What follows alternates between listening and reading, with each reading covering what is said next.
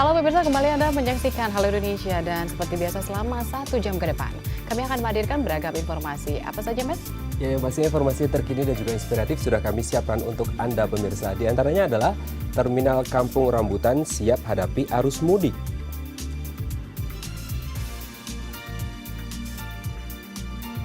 Ada pula ruang publik ramah disabilitas. Ya, selanjutnya pada segmen bincang kita akan membahas tentang seperti apa mengembangkan bisnis e-commerce di Indonesia. Dan pemirsa, inilah Halo Indonesia selengkapnya.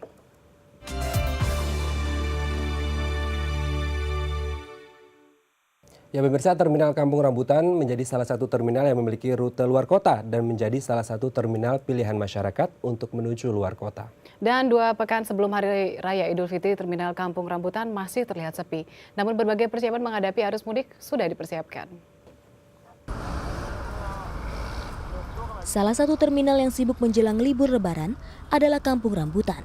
Terminal ini melayani beberapa rute luar kota seperti Bandung, Cirebon, Sukabumi, Tasikmalaya, Garut, Cikampek, Banjar, Purwokerto, Yogyakarta, Solo, Kediri, Malang, Madiun, dan juga kota-kota di daerah Sumatera. 2 minggu jelang arus mudik Lebaran, terminal bus Kampung Rambutan masih terlihat sepi. Meski demikian, pihak terminal sudah bersiap menghadapi lonjakan penumpang yang diperkirakan terjadi seminggu hingga H-3 jelang Lebaran seperti dengan mempersiapkan bus-bus cadangan. Persiapan untuk angkutan umumnya kita siapkan, untuk PO-PO sudah menyiapkan tambahan armada. Begitu juga untuk penumpang maupun pengemudi. Bagi penumpang yang sakit atau kurang sehat kita ada pos kesehatan. Dan untuk pengemudi sendiri kita siapkan tes urin dan tes kesehatan juga. Selain menambah jumlah armada, pihak terminal Kampung Rambutan juga memperhatikan kondisi bus dan juga kondisi para supir bus. Untuk kondisi bus, pihak terminal Kampung Rambutan melakukan pengecekan mulai dari surat-surat kendaraan dan juga surat izin mengemudi yang dimiliki oleh para supir bus. Dan uji kelayakan kendaraan juga dilakukan seperti memeriksa badan bus seperti kaca, rem, dan juga ban. Dan untuk para supir bus sendiri dilakukan pengecekan tes urin.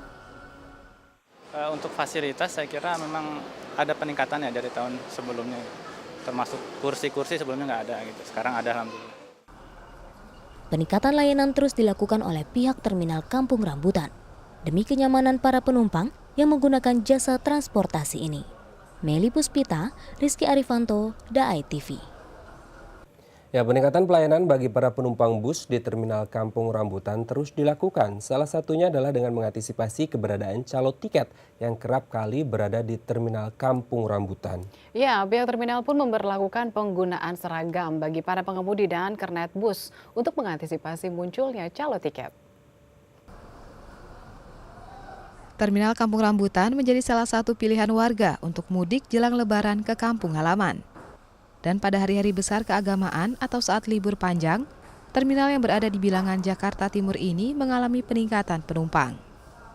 Pada Hari Raya Idul Fitri misalnya, puncak kepadatan penumpang terlihat di terminal ini pada H-3 dan juga H+5.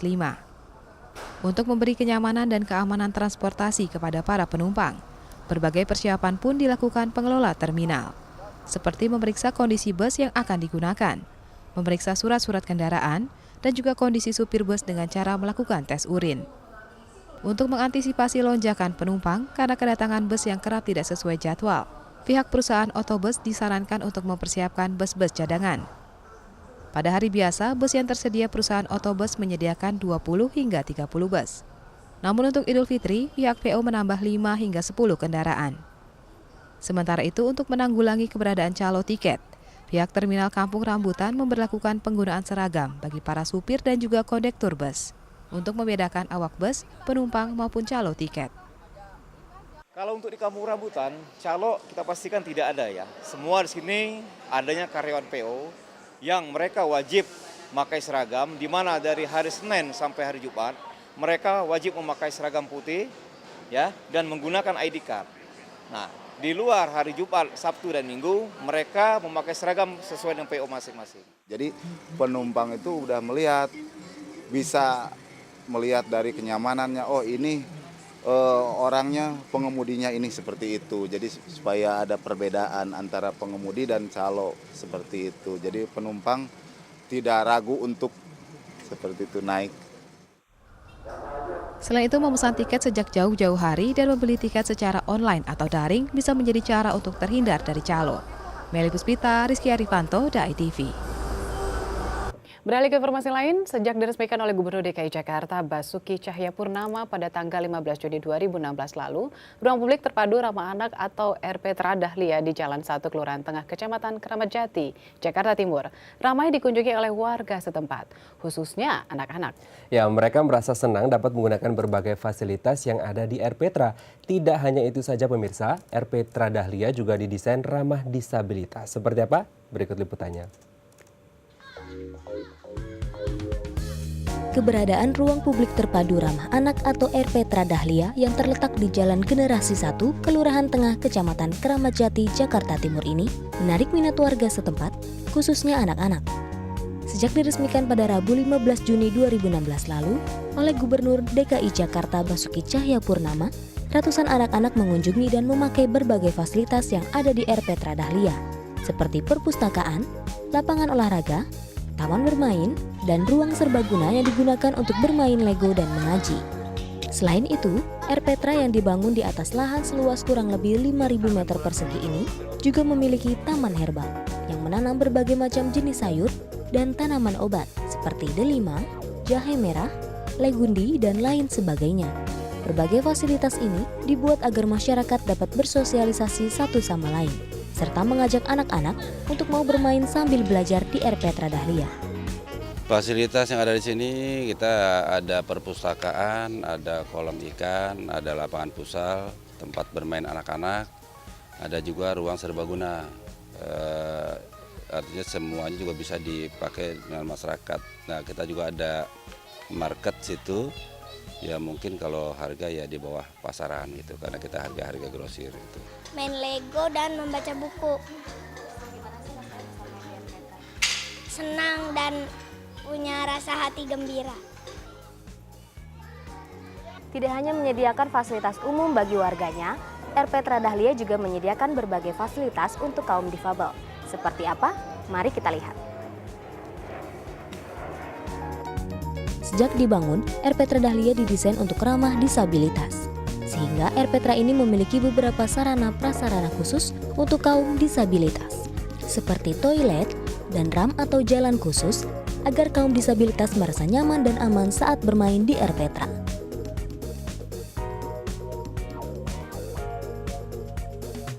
Nah, ini dia salah satu fasilitas yang ada di RPTRA Dahlia, yaitu adalah toilet untuk kaum difabel.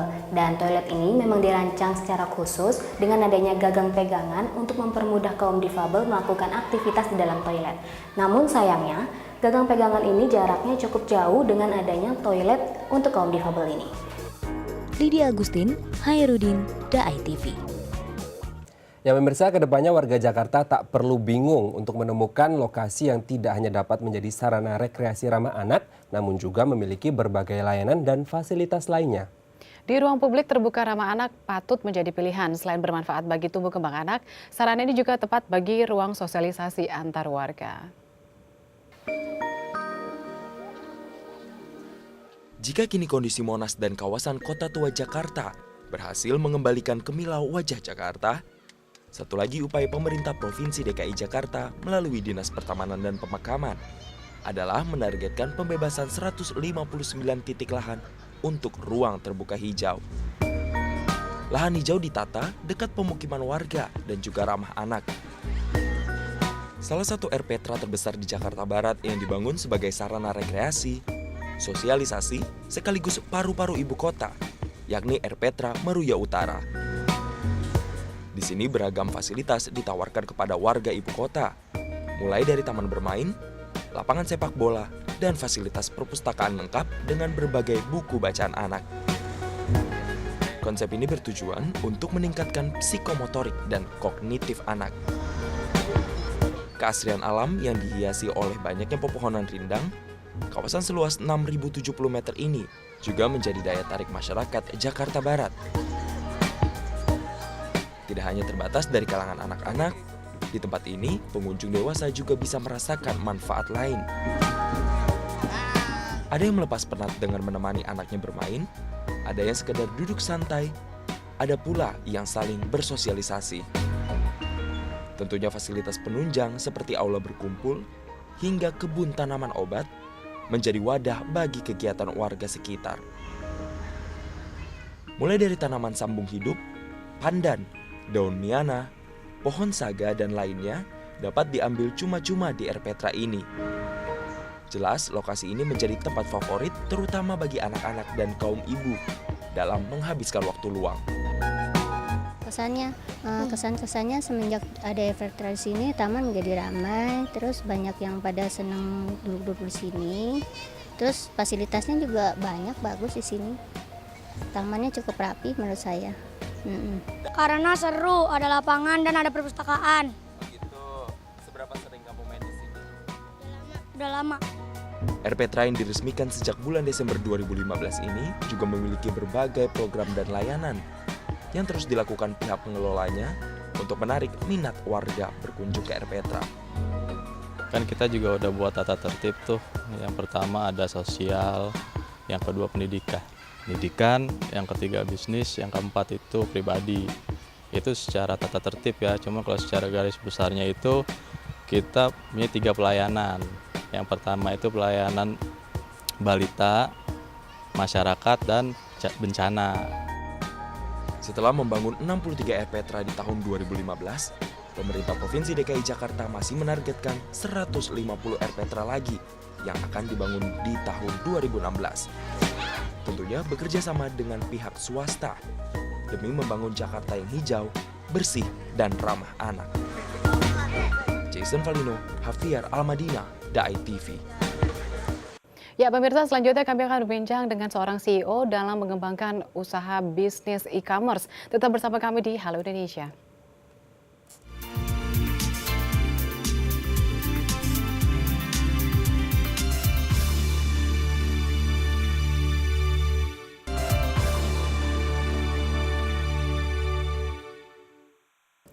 Baik, Anda masih bersama kami di Halo Indonesia dan kini kita memasuki segmen Bincang Halo Indonesia. Pasti kita sudah tidak asing lagi dengan tagline Big Choices, Big Deals. Apa tuh? Sudah sering dengar? Belum, malah justru aku belum pernah dengar. Mungkin kamu bisa ceritain. Ini justru sering kita dengar di televisi. Ya, jadi sekarang memang zamannya adalah zaman orang-orang sudah mulai belanja online atau belanja daring. Nah, kalau kita berbicara tentang belanja daring, ini memang sudah menjadi gaya hidup khususnya untuk orang-orang di perkotaan. Karena memang sejak ada penetrasi internet di tahun 2010, ini memang masyarakat sekarang sudah banyak yang beralih dari belanja secara konvensional, sekarang beralih ke internet seperti dan itu. Peluang masyarakat digital ini ternyata dimanfaatkan oleh para startup ya saat ini ya, dan untuk membangun web bisnis yang tentunya arahnya yaitu e-commerce. Betul sekali, karena memang sekarang zaman berubah, cara mencari uang berubah, cara belanja juga berubah, seperti itu. Nah, untuk mengetahui lebih lanjut bagaimana kemudian caranya untuk bisa sukses dalam bisnis e-commerce, telah hadir bersama kami di studio Halo Indonesia Kusumo Martanto selaku CEO dari Blibli.com. Namun sebelum kita berbincang dengan beliau, kita saksikan dulu tayangan berikut. Sejak 25 Juli 2011, keberadaan Blibli.com sebagai salah satu situs belanja online di Indonesia tidak bisa dipandang sebelah mata.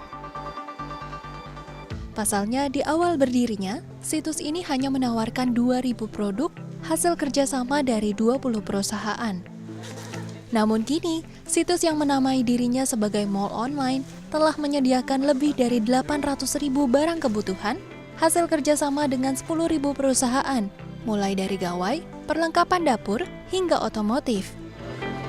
Selain menawarkan kelengkapan produk, Blibli.com juga menyediakan layanan customer care selama 24 jam, fasilitas pengiriman gratis ke seluruh Indonesia, serta menyediakan berbagai metode untuk pembayaran. Semuanya ini dilakukan Blibli.com demi mengedepankan kenyamanan konsumen.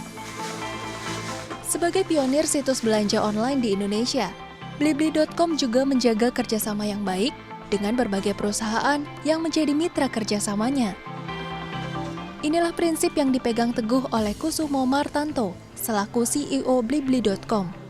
Dirinya yakin bahwa dengan membangun sebuah ekosistem e-commerce yang baik antara penjual produk, penyedia layanan logistik, dan pihak perbankan, Blibli.com dapat terus menjadi online mall terdepan di Indonesia. Ya, ini kalau kita melihat data dari Asosiasi E-commerce Indonesia atau IDEA di Januari 2014 mengadakan sebuah survei. Ini ada 1.300 masyarakat yang disurvei di 12 kota. Bahwasanya 72% mereka berbelanja secara daring itu karena memang save time atau menghemat waktu. 66% mengatakan karena tidak harus keluar rumah, tidak harus macet-macetan, dan 64% mengatakan karena memang barangnya diantar ke rumah. Jadi memang convenience is more important than price gitu. Jadi lebih pada nyamannya. Kalau saya lebih bukan cuma kepada nyaman, tapi saya lebih kepada katanya sih harganya lebih murah.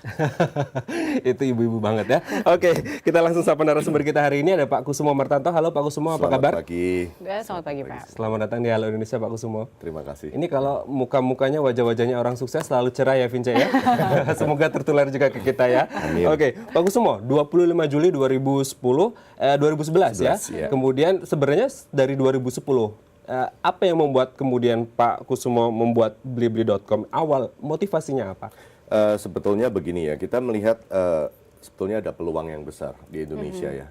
Kita ada beberapa faktor yang waktu itu kita pelajarin. Satu, perkembangan ekonomi di Indonesia sebetulnya sangat positif. Kemudian kita kan 240 juta ya waktu itu penduduknya. Kita melihat ini kan potensinya besar sekali. Dan yang cantik lagi, Indonesia itu diberikan bonus demografik. Jadi lebih dari 50% dari penduduk Indonesia itu di bawah 35 tahun. Gitu. Kita melihat ini berarti bisnisnya bisa jangka panjang gitu kan.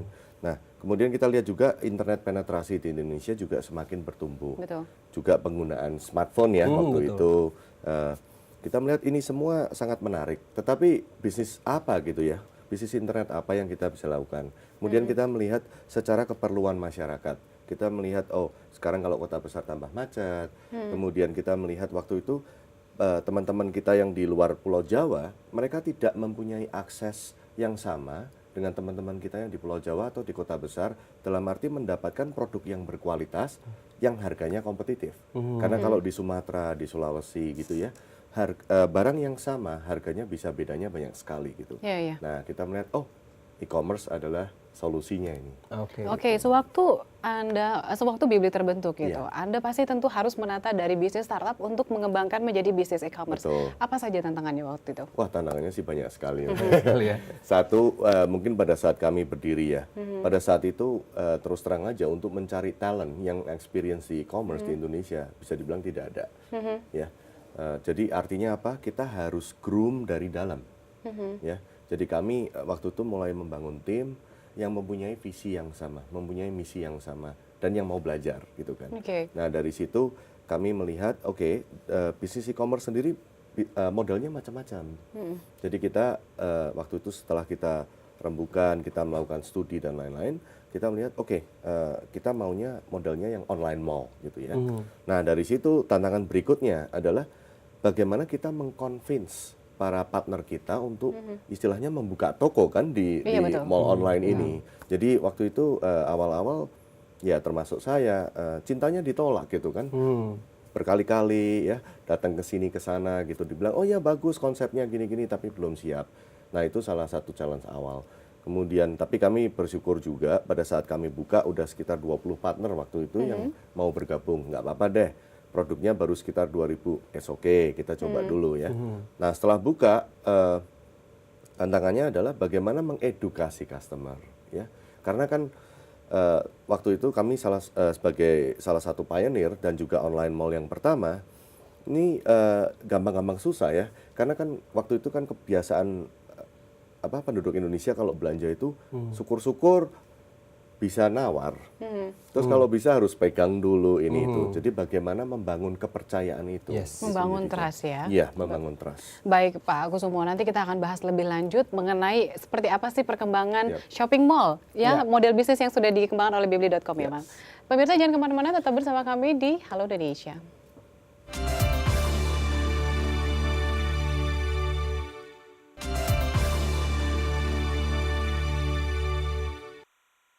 Baik, Anda masih bersama kami di Bincang Halo Indonesia. Tadi kalau kita mencoba menilik apa yang disampaikan oleh Pak Kusumo di segmen sebelumnya adalah menilik ada 50% demografis di Indonesia ini kurang dari 35 tahun. Dan kalau kita berkaca pada data yang ada, sebenarnya banyak kemudian produk yang dibeli adalah fashion dan juga gawai atau gadget. Nah, apakah kemudian keadaan demografis ini berhubungan erat dengan barang-barang yang dibeli karena memang masih tergolong pemuda, jadi mereka belinya yang gawai dan juga fashion. Iya, kita tanyakan langsung ke Pak Kusumo. Pak Kusumo, Ya. berkaitan dengan demografis tadi, apa memang benar dengan berkaitan dengan umur akhirnya banyak yang dibeli fashion dan juga gadget? Ya, itu sebetulnya faktor yang besar sekali ya. Benar seperti Mas Raden bilang ya. Satu itu karena kalau gadget itu memang Indonesia itu orang-orangnya demen sekali ya gadgetnya. Demen ganti gadget, terus kepinginnya selalu menjadi yang pertama yang punya kalau ada gadget baru. Jadi kita tangkap peluang itu juga. Kemudian juga fashion.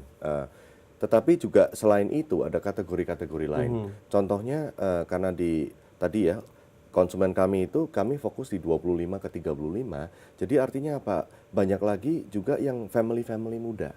Yang baru mempunyai anak ya, baby gitu. Jadi kami menyediakan barang-barang kebutuhan untuk ibu yang baru melahirkan, juga untuk bayinya.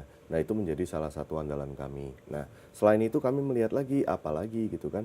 Sampai akhirnya kami mendesain untuk coba deh kalau gitu kami jualan otomotif. Karena kan motor kita tahu ya di mana-mana di jalanan kan macetnya motor. Betul. Ya, berarti kan pasarnya ada. Jadi kita juga berjualan motor. Sekarang malah barusan mulai 2 bulan lalu kami berjualan mobil juga. Luar biasa. Iya. Bisa jualan mobil di dalam. Lalu kita juga terus pelajarin ya dari konsumer kami juga. Kebanyakan kan mereka itu pekerja. Nah, pekerja itu kan musuh utama apa sih? Waktu. Waktu ya. Termasuk untuk belanja kebutuhan sehari-hari. Ya. Jadi dari situ kami mulai masuk ke kuliner, menyediakan barang-barang kebutuhan sehari-hari. Ternyata ya kami bersyukurlah itunya bagus sekali responsnya dari konsumen kami. Dan sepertinya jumlahnya sudah sampai ribuan ya? Sudah Sampai ribuan, tapi kan ini berarti Blibli.com mencoba mengerti kemauan masyarakat nih. Iya. Apa yang diinginkan oleh masyarakat untuk membeli secara online ya. Betul. Tapi berarti ini kan ada model bisnis yang seperti tadi kita sebelum break kita katakan ada model shopping online. Nah, Iya. bisa jelaskan sedikit seperti apa sih model shopping online? Oke, jadi kalau dari shopping online sendiri itu kan modelnya bisa bermacam-macam. Ada yang biasa dibilang listing gitu ya, jadi seperti iklan baris tapi di online kan. Kemudian ada yang bentuknya C2C, jadi dari konsumen ke konsumen. Jadi misalnya kalau saya jual barang bekas ini itu, kemudian ada yang beli, itu juga ada situs-situs yang berjualan begitu. Kalau di tempat kami adalah bekerja sama dengan penjual yang resmi. Jadi barang-barang yang ada di tempat kami itu memang barang-barang yang resmi, jadi bukan yang KW dan lain-lain. Karena kami melihat itu juga menjadi salah satu hal yang untuk menanamkan trust tadi ya. Betul. Kalau enggak kan nanti bagaimana kami mengontrolnya. Jadi partner yang kami cari pun juga harus yang berkualitas. Baik, Pak Kusumo. Saya juga ingin sekali mengenal Pak Kusumo lebih dalam, tapi kita punya tayangan tentang Pak Kusumo. Kita lihat saja. Okay.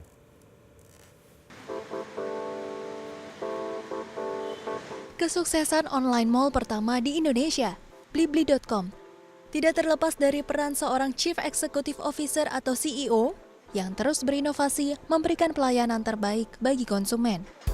Ya, dialah Kusumo Martanto, sosok di balik besarnya nama Blibli.com yang memulai karirnya di Indonesia pada tahun 2010. Setelah menempuh pendidikan dan karir di Amerika Serikat selama lebih dari 10 tahun, pria yang akrab disapa Kusumo ini tergelitik dengan peluang bisnis internet di Indonesia. Menurutnya, Indonesia adalah negara yang memiliki lebih dari 50% penduduk dengan usia mudah mengakses internet.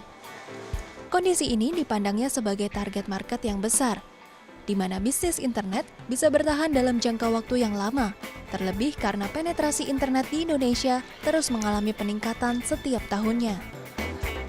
Berpijak dari keyakinannya ini, Maret 2010 menjadi awal perintisan bisnis e-commerce dari Kusumo Martanto. Kerja kerasnya 5 tahun terakhir ini berbuahkan hasil yang baik. Kini Blibli.com sudah menempati posisi sebagai pilihan online mall teratas di Indonesia. Atas keberhasilannya ini, Kusumo berhasil meraih berbagai penghargaan. Salah satunya adalah gelar sebagai CEO terbaik tahun 2016 dari majalah SWA. Yang kita harapkan adalah kedepannya di Indonesia akan lahir Kusumo Martanto selanjutnya ya. Itu harapan Semoga. kamu ya? Sebenarnya iya. Ya, tapi itu kita harapkan semua karena memang sebuah negara akan sukses kalau memang entrepreneurnya at least ada 2%. Di Indonesia belum sampai 2%.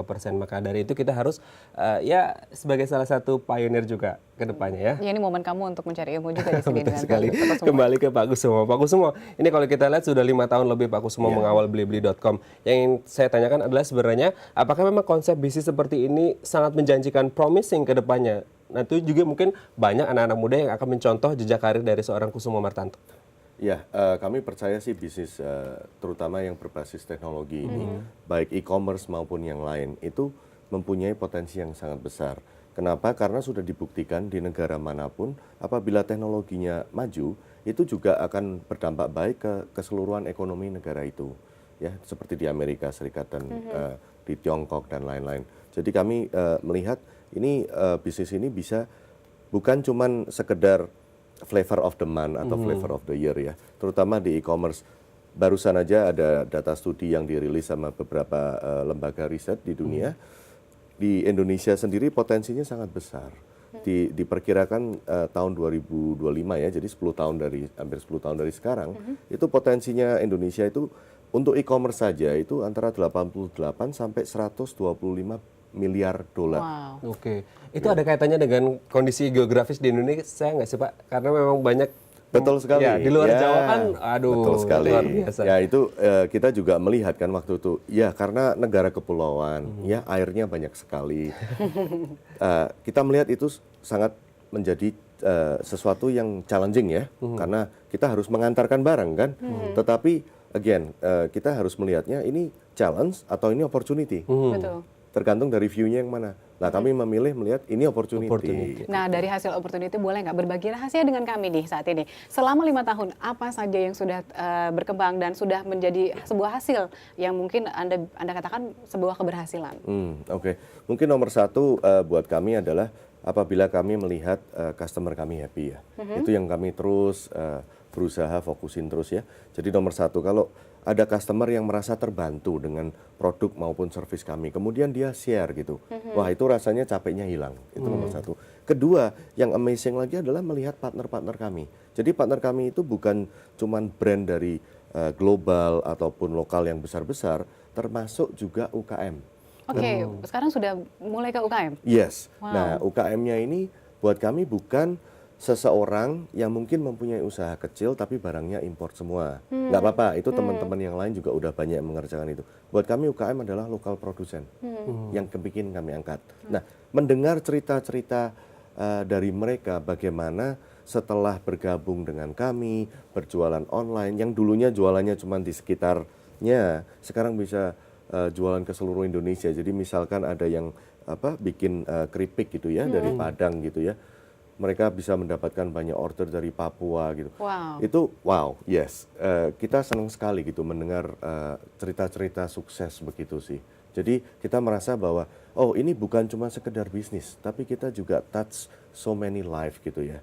Itu yang buat kami menjadi sesuatu yang sangat membanggakan lah. Juga melihat tim kami sendiri yang tadi saya cerita ya, tidak ada itu yang namanya expert di e-commerce awal-awal waktu kami berdiri. Tapi dengan terus kami coba memberikan training, pelatihan segala macam. Ya, tim kami sekarang juga udah semakin expert bagus ya, semakin ini. Tetapi juga kadang-kadang bahaya karena yang baru buka carinya mau yang langsung udah jadi. Betul, gitu. betul. Cuman untungnya tim kami sih masih stay Solid aja. ya. Solid. Baik, Pak Kusumo, nanti kita akan bahas seperti apa sih tips-tips untuk memulai bisnis startup untuk menjadi e-commerce ya Pak Kusumo. Pemirsa jangan kemana-mana, tetap bersama kami di Halo Indonesia.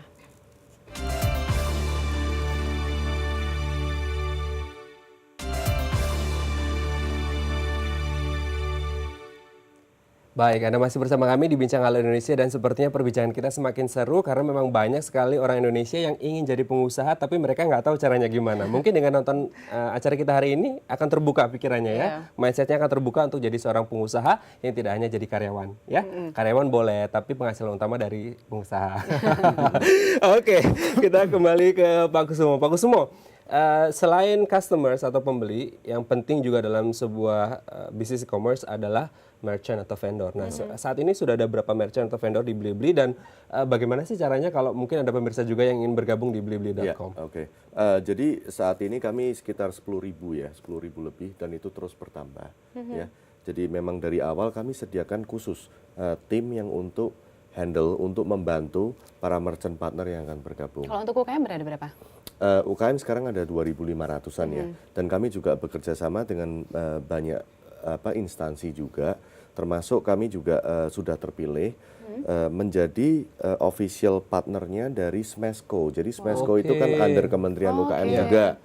Semua yang join di Smesco juga akan masuk ke kami. Gitu. Bagaimana memverifikasinya Pak agar bisa bergabung dengan Blibli? Ya, jadi memang tentunya ada dokumentasi lah yang kami harus verifikasi satu, kemudian tapi yang lebih penting lagi adalah produknya. Kami melihat ini produknya kualitasnya bagaimana, cocok atau enggak segala macam. Tetapi juga kan tentunya banyak yang mempunyai pertanyaan, tapi bagaimana ya nanti jualan online-nya, cara uploadnya bagaimana dan lain-lain. Kami menyediakan banyak sekali service-service gitu. Jadi ada yang namanya merchant inkubasi tim, ya itu terutama untuk yang UKM. Jadi untuk membantu, kalau mereka nggak punya foto studio nih, kita yang motretin, kita sediain service untuk foto juga. Kemudian kita ajarin bagaimana sih melakukan marketing, bagaimana sih packaging yang baik, ya. Karena kadang-kadang UKM ini melihat mempunyai packaging yang bagus itu cost. Kalau kita bilang enggak, itu investment, gitu loh, ya. Ya itu beberapa contohnya lah. Tetapi kita terus kembangkan di sana. Dan juga kan biasa ya kalau bisnis ada namanya customer service atau customer care ya. Di tempat kami ada lagi satu tim namanya merchant care. Merchant care. Ya, jadi kalau merchantnya ada perlu apa aja gitu, mau tanya apa aja, bisa kontak. Berarti tidak hanya pembeli ya, tetapi juga yang mau tidak hanya customer yang komplainnya mungkin ya. Tapi kalau kita mencoba melihat startup bisnis yang lain Pak, ini kan ada beberapa hal yang mungkin menjadi goalnya mereka, antara apakah itu traffic, ya, trafficnya atau customer base-nya atau revenue yang akhirnya menuju ke profit. Nah kalau dari blibli.com sendiri atau yang secara whole idea dari sebuah startup bisnis yang sebenarnya diarah sebenarnya apakah revenue menuju profit kah, traffic kah, atau customer base? Customer development mungkin ya. Oke. Kalau dari kami lihatnya gini, goal akhirnya adalah customer satisfaction. Karena yang lain-lainnya itu akan ikut sendiri. Jadi tentunya kami bangun dengan ya orang harus aware lah, ya harus aware dengan brand kami, harus aware dengan produk service yang kami tawarkan.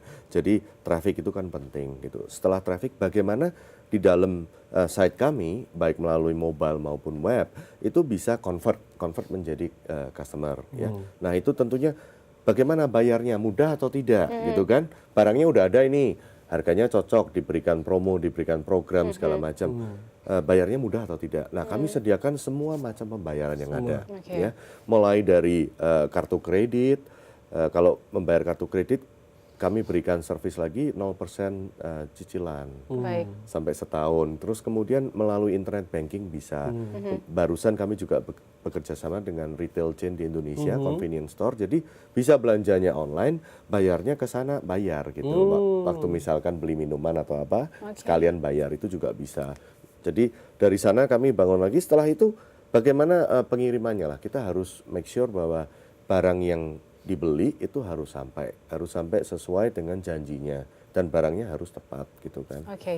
Pak Kusumo, tapi sebelum kita ke tips nih nanti ya mungkin Pak Kusumo bisa bagi. Sudahkah blibli.com ini go public? Oh belum. Dan akan ke arah sana? Semoga satu hari kami bisa go public ya. Dan kalau untuk tips bagaimana seorang dari misalnya kami seperti ingin membangun bisnis startup dan yang menuju ke e-commerce, bisakah membagi tips-tips itu bagi buat masyarakat? Oh ya, jadi kami percaya ya, satu ya harus mempunyai dream dulu dong. Ya. Harus mempunyai mimpi untuk maju ya.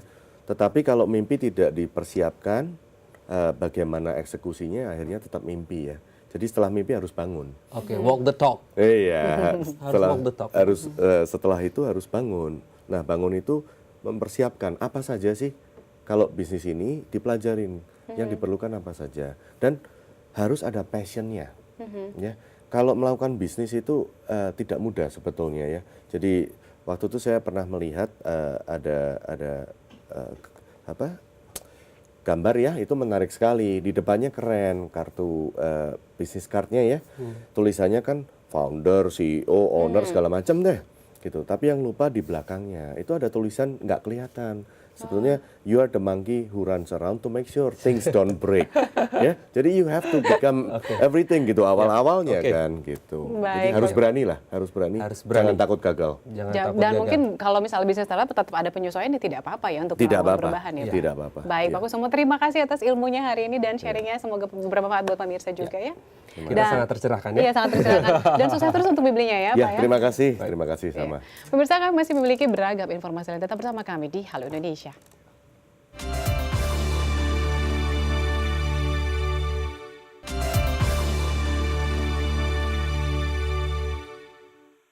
Ya pemirsa, tak hanya indah akan kekayaan alamnya, Indonesia juga kaya akan suku dan budaya. Ya, seperti suku Batak yang ternyata memiliki 6 sub etnis di bawahnya. Sumatera Utara memiliki 7 etnis, salah satunya adalah suku Batak, yang memiliki 6 sub etnis di bawahnya, yaitu Batak Karo, Batak Simalungun, Batak Angkola, Batak Mandailing, Batak Papak, dan Batak Toba. Salah satu subetnik Batak yang menarik perhatian kami adalah Batak Mandailing. Etnis ini sudah mendiami negeri Gondang 9 sejak ribuan tahun silam. Selain bergerak di sektor pertanian dan perkebunan, mata pencaharian dari 400.000 lebih penduduk di masyarakat Mandailing juga bergerak di bidang perdagangan.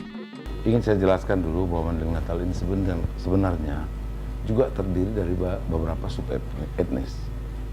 Aslinya memang Mandailing. Nah, dari Mandailing ini ada lagi pecahannya Tanah Ulu namanya. Itu di Muara Sipongi. Dan ada pesisir pantai, itulah di Natal.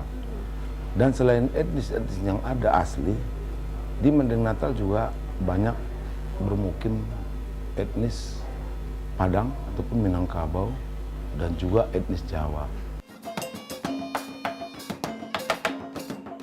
Meskipun dalam beberapa hal Mandailing memiliki kesamaan dengan Batak di Toba, namun dari segi budaya terdapat pula perbedaan yang cukup menonjol. Seperti aksara Mandailing yang disebut tulak-tulak ini, secara umum hurufnya tampak mirip. Namun ada beberapa huruf yang tidak sama dan tidak ada di aksara Batak Toba seperti huruf C. Selain itu, perbedaan mencolok juga dapat dilihat dari pakaian adat. Seperti kain tradisional Mandailing milik keturunan kerajaan Lubis yang disebut dengan tonun patani yang dilengkapi dengan sende jantan bagi kaum lelaki dan sende betina bagi kaum wanita. Motif kain ini tentunya sangat berbeda dengan ulos Batak Toba yang biasanya bermotif gorga. Perbedaan adalah kekayaan. Setiap suku dan etnis yang ada di negeri ini lahir dari satu tanah air yang sama. Dengan menjunjung tinggi cita-cita luhur akan kemajuan bangsa yang beradab, bangsa yang mampu memandang perbedaan adalah suatu anugerah. Tim Liputan, DAI TV.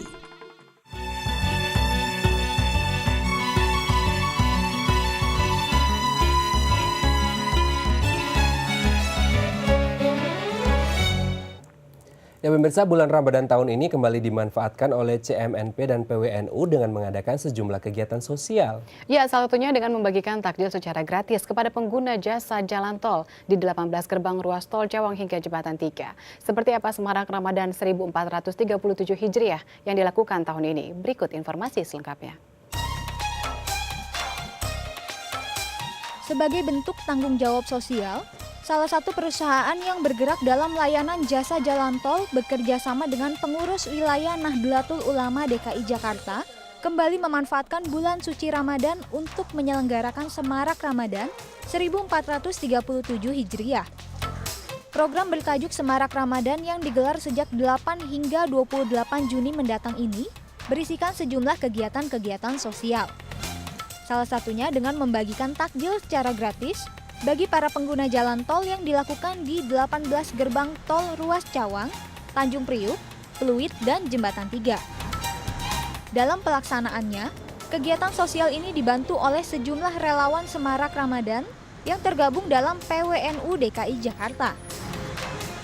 Para relawan bertugas untuk membawa dan mendistribusikan paket-paket takjil tersebut ke 18 gerbang tol ruas Cawang Jembatan 3 yang dibagi ke dalam 3 unit mobil. Melalui program ini kita ingin berbagi kepada masyarakat sekitar terutama pemakai jalan, kemudian baik yang di tol maupun yang di non-tol, juga kepada warga di koridor jalan tol. Saya rasa tanggapan atau respon masyarakat sekitar maupun pemakai jalan sangat positif. Terbukti berapapun jumlah yang kita siapkan selalu habis. Tak hanya membagikan takjil secara gratis, dalam Semarak Ramadan tahun ini, CMNP bersama PWNU DKI Jakarta juga mengadakan buka puasa gratis bagi para pengguna jalan yang melintas di Jalan Yos Sudarso saat menjelang waktu berbuka. Buka puasa yang diadakan di halaman parkir Gedung Citra Marga ini setiap harinya menyediakan 1.000 hingga 2.000 porsi makanan berupa nasi dan lauk pauk. Menarik sih, soalnya dengan acara begini kan kelihatan tuh kebersamaannya di bulan Ramadan. Tadi juga saya sebenarnya awalnya hanya lewat doang, terus tadi diarahin, ditawarin untuk buka puasa bersama ini gratis, dan itu bagus banget sih buat ya di bulan Ramadan ini kan kita harus saling berbagi segala macam. Saya salut sih sama acara seperti ini. Kegiatan yang benar-benar mulia ya, soalnya ini kan bulan Ramadan. Menurut aku wajar aja sih kalau dia mengadakan buka puasa gratis, karena ini waktu mereka buat beramal gitu, dan ini tuh positif banget kalau buat aku. Berbeda dari bulan Ramadan di tahun sebelumnya, Ramadan tahun ini pihaknya juga mengadakan safari Ramadan ke sejumlah masjid dan musola di sepanjang koridor Tol Insinyur Wiyoto Wiono, serta mengundang sejumlah anak asuh untuk berbuka puasa bersama secara gratis. Nova Monica, Topan Iskandar, DAI TV. Ya pemirsa, pekan ini kami akan merekomendasikan sebuah film yang bercerita tentang kisah perjuangan Dava, seorang remaja berusia 11 tahun yang bertekad menjadi hafiz Quran. Guna mendukung keinginan sang anak, kedua orang tuanya terus memberikan motivasi. Dava terus berjuang untuk bisa menggapai cita-citanya dan perjuangannya semakin berat ketika ia mengetahui bahwa sang ibu divonis menderita leukemia limfobiastik akut. Kisah Dava meraih cita-citanya ini dapat Anda saksikan pada film berjudul Surga Menanti.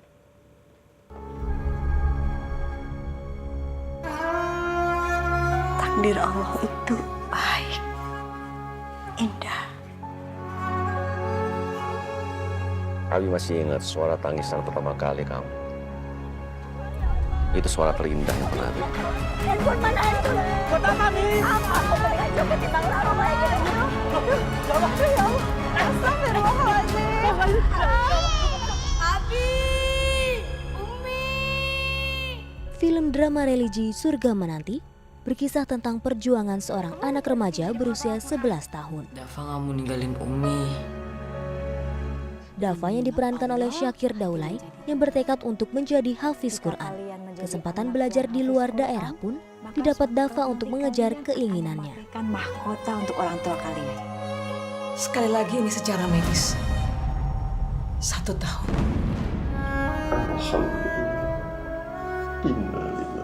Namun kesempatan tersebut terpaksa berakhir karena sang ayah mengharuskan Dava pulang untuk menjaga sang ibu yang terkena penyakit leukemia. Dan Dava melanjutkan pendidikannya di sekolah yang berada di kampung halaman. Kau menciptakan dunia ini dengan indah. Aku begitu dekat denganmu. Aku sampai di titik di mana aku masih bisa hidup saja sudah cukup. Aku siap kembali, ya Allah.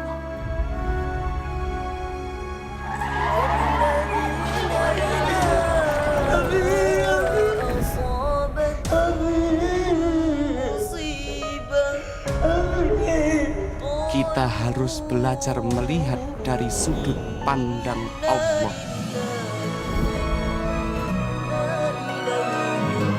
Demi Allah, Umi rindu, nak. Umi akan selalu doain Dava. Ya Tuhan. Janganlah dunia menjadikan cacat akhirat.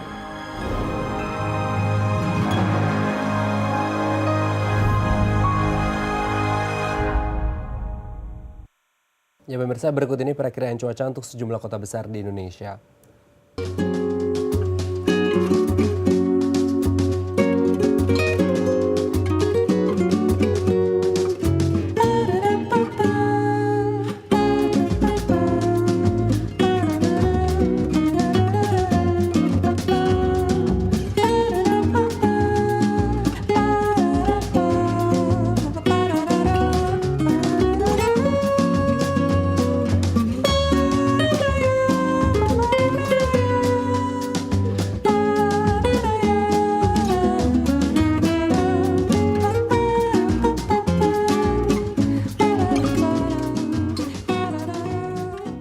Ya pemirsa, sekian perjumpaan kita hari ini. Saksikan terus Halo Indonesia dari Senin hingga Jumat di waktu yang sama. Ya jangan lupa follow Twitter kami di @daai_tv dan @haloindo.tv. Saya Vincer Bintang. Dan saya Raden Marlias mewakili seluruh kru yang bertugas pamit undur diri. Sampai jumpa dan selamat beraktivitas. Jakarta, kotaku indah dan megah. Disitulah aku dilahirkan. Ke Jakarta aku kan kembali, walaupun apa yang kan terjadi. Hujan yang rintik-rintik di awal bulan itu menambah nikmatnya malam syahdu. Burung camar